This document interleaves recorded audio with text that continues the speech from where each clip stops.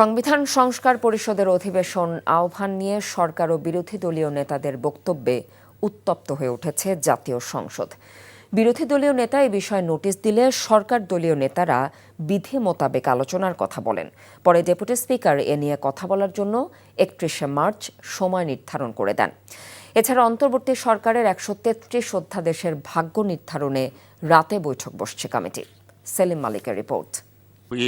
হুইপবর্গ এবং টানা ১৩ দিন বিরতির পর ডেপুটি স্পিকার কায়সার কামালের সভাপতিত্বে শুরু হয় ত্রয়োদশ সংসদের প্রথম অধিবেশনের দ্বিতীয় দিনের বৈঠক। আশা আকাঙ্ক্ষার প্রতিফলন সংসদে ৭১ বিধির উপর আলোচনার আগে বিরোধী দলীয় নেতা জুলাই জাতীয় সনদ ও গণভোট অধ্যাদেশ নিয়ে নোটিশ দিলে সংসদ উত্তপ্ত হয়ে ওঠে। জনগুরুত্ব সম্পন্ন বিষয়ে সংসদে মুলতবি প্রস্তাব উত্থাপনের নোটিশ প্রদান করেছি। এমতাবস্থায় জুলাই জাতীয় সনদ, সংবিধান সংস্কার বাস্তবায়ন আদেশ ২০২৫-এর বাস্তবায়ন প্রস্তাবনায় বর্ণিত পরিস্থিতি ও কারণ উল্লেখ করা প্রাসঙ্গিক হবে বলে আমি মনে করি। নোটিশটাই তো বৈধ হয় নাই, আপনি বৈধভাবে আগে নোটিশ দিতে বলেন, তারপরে আলোচনা হবে কি? আপনারা মাননীয় সংসদ সদস্য, আপনারা বসেন দয়া করে। মাননীয় স্পিকার বসেন দয়া করে, বসেন। আমি আপনার প্রোটেকশন চাচ্ছি, আপনি বিরোধী দলীয় সদস্যদেরকে ফ্লোর দিবেন, অসুবিধা নাই, কিন্তু লেট মি স্পিক। একটা কারেকশন দিচ্ছি, দয়া করে বসুন। আলোচনা যদি নির্ধারণ করতে চান তাহলে আপনাকে নোটিশটা একটু সংশোধন করে নিতে হবে। মাননীয় স্পিকার, আশা করি আপনার মধ্যে যে অনুভূতি হচ্ছে প্রথমবারের মতো আমাদের এই যে সাংবিধানিক এই যে একটা মারপ্যাচের মধ্যে আমাদেরকে রাখা হবে না। এ নিয়ে মাগরিবের নামাজের বিরতির পরে আবারও উত্তপ্ত হয়ে ওঠে সংসদ। আমরা এখানে সোভারেন পার্লামেন্টে এখতিয়ার নিয়ে এসেছি, সোভারেন জনগণের। আমরা এনাক্টমেন্ট করতে পারবো, আইন প্রণয়ন করতে পারবো, এবং সংবিধানও একটি আইনের মাধ্যমে, বিলের মাধ্যমে এসে সংবিধান সংশোধন হবে।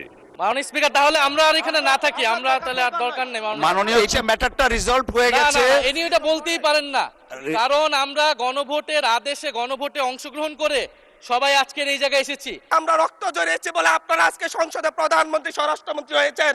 আমরা নতুন বাংলাদেশ আবার প্রতারণার রাজনীতি দেখতে চাই না, প্রবঞ্চনার রাজনীতি দেখতে চাই না। এর আগে ৭১ বিধির উপর আলোচনা শেষে সংবিধান সংস্কার পরিষদের অধিবেশন আহ্বানের জন্য সংসদের কাছে মুলতবি রাখার প্রস্তাব করেন বিরোধী দলীয় নেতা। আমরা চাচ্ছি আগে সংসদটা মুলতবি করে আলোচনায় যান আপনি, তারপরে এই সমস্ত বিষয়ে আমরা পার্টিসিপেট করব। মানে বিরোধী দলীয় নেতা এই মুলতবি প্রস্তাব উত্থাপন করেছেন। যদি ধরে উনি রাইটলি 62-তে উনি বলছেন, তাহলে উনি শুধু ওনার প্রস্তাবটা উত্থাপন করতে পারবেন। এখানে আপনি জুলাই জাতীয় সনদ উইদিন ব্র্যাকেট সংবিধান সংস্কার আদেশ বাস্তবায়ন আদেশ ২০২৫ 13ই নভেম্বর, এইটা পুরাটা পড়ার তো মাননীয় স্পিকার কোনো সুযোগ নাই। পরে এ বিষয়ে আলোচনার জন্য ৩১ মার্চ সময় নির্ধারণ করে দেন ডেপুটি স্পিকার। আগামী ৩১শে মার্চ ২০২৬ তারিখ রোজ মঙ্গলবার দিনের সর্বশেষ বিষয় হিসাবে ২ ঘণ্টা কাল বিরোধী দলের নেতার মুলতবি প্রস্তাবটি আলোচনার জন্য সময় নির্ধারণ করছি। অধিবেশনের শুরুর দিকে প্রশ্নোত্তর পর্বে বিভিন্ন প্রশ্নের জবাব দেন সংশ্লিষ্ট মন্ত্রীরা। প্রকল্পের আওতায় এর আগে সংসদের সভাকক্ষে প্রধানমন্ত্রী তারেক রহমানের সভাপতিত্বে সরকার দলীয় সংসদীয় সভা অনুষ্ঠিত হয় এবং বিরোধী দলীয় নেতার নেতৃত্বে বিরোধী দলীয় সংসদীয় সভাও অনুষ্ঠিত হয়। সেলিম মালিক, এনটিভি নিউজ, ঢাকা। 200-র বেশি সার্ভিস ও ফিচারে লেনদেনের সব বিকাশ অ্যাপে সম্ভব।